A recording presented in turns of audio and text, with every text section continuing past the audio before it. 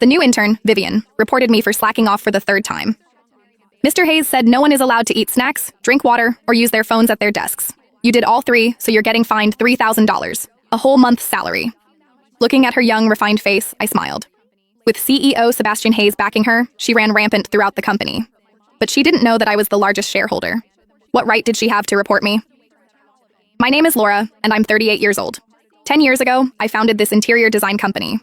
Now I've stepped back from the front lines, handing daily management over to CEO Sebastian Hayes, whom I personally promoted. Sebastian was the successor I had the most faith in. Now I just kept a desk for myself in a corner of the office with flexible work hours. My colleagues only thought I was some powerless old-timer. Until half a month ago, when Vivian appeared. She was personally escorted into the design department by Sebastian. This is Vivian, an honors graduate from an Ivy League school. She'll be joining our design department from now on. Everyone, please help her get up to speed. Sebastian's tone was full of admiration. Vivian smiled as she greeted everyone, her gaze sweeping across the entire office. When it finally landed on me, her eyes held scrutiny and contempt. But from her very first day, she didn't act like an intern at all. She complained the company-issued computer was outdated and demanded the latest model. She complained the coffee beans in the break room weren't good enough, and the next day had a colleague go buy freshly ground Blue Mountain coffee. When people whispered about it, she heard them and just smiled faintly. Mr. Hayes says good ideas need a good environment. We can't cut costs on these small things.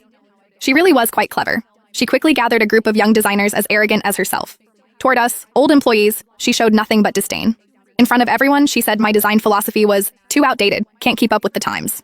She would also, during the director's project review meetings, bluntly point out, the color scheme is too old-fashioned, doesn't fit mainstream aesthetics. At first, I didn't pay much attention. I even helped her once. One time, there was an urgent project. Vivian volunteered, saying she could handle it. But with only an hour left before the deadline, she'd only finished half. She was nearly in tears.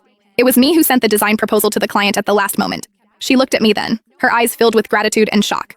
I thought that after this incident, she would at least change her attitude somewhat. I was wrong. The next day, I overheard her conversation with someone else. That Laura is nothing special, just has a bit more experience, that's all. The other person chimed in. Exactly. I heard she's just an old employee coasting by, relies on her seniority and slacks off at work all day. Vivian laughed lightly, her tone full of superiority. Don't worry. The company won't keep supporting deadweight like that forever. Mr. Hayes said the future belongs to us young people. Those who can't keep up with the company's development will be eliminated sooner or later.